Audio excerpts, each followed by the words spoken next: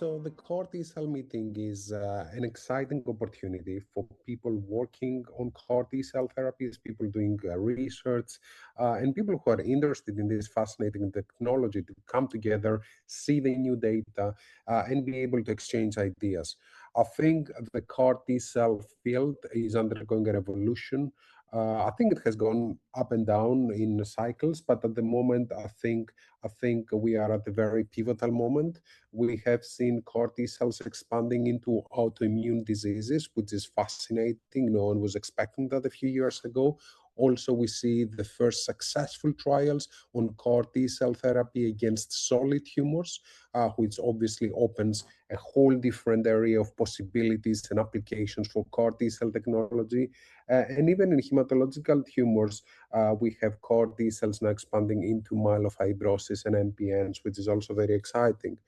But on top of all that, CAR T cells as a scientific piece of therapy are fascinating because they can be armored, they can be changed to do more things. It's a completely new way of treating diseases.